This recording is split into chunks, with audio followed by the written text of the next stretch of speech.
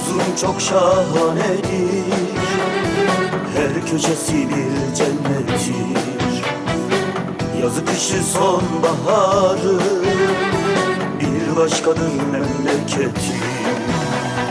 Sonbahar yaylasına, kar beyaz dağlarına, buz gibi sularına, hasretim hasret kaldı. Sonbahar yaylasına, kar beyaz dağlarına, buz gibi sularına, hasretim hasret kaldı.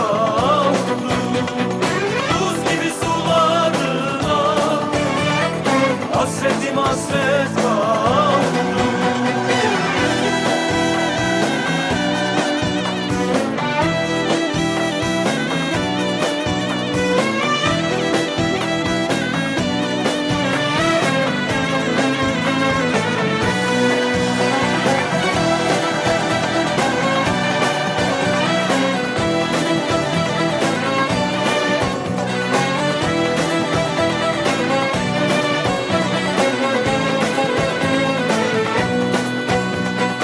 Taşların diyarıdır, insanoğlunun asıdır.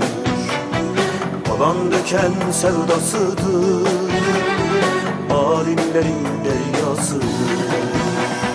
Sonbahar yaylasına, kar beyaz dağlarına, buz gibi sularına, hasretim hasret kaldı.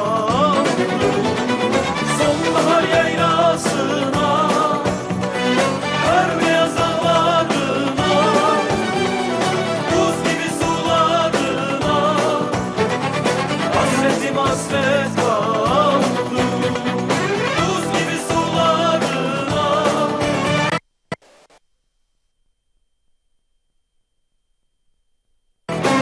hasretim hasret kaldı.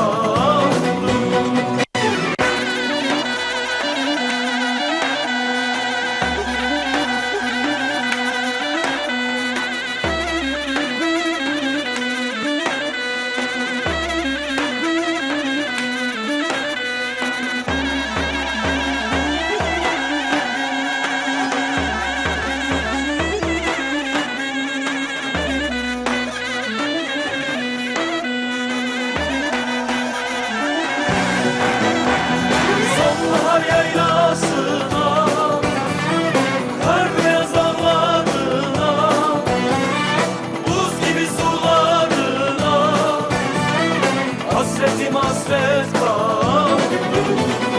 Sonbahar yaylasına, kar beyaz dağlarına, buz gibi sularına, hasretim hasret kaldı. Buz gibi sularına, hasretim hasret kaldı.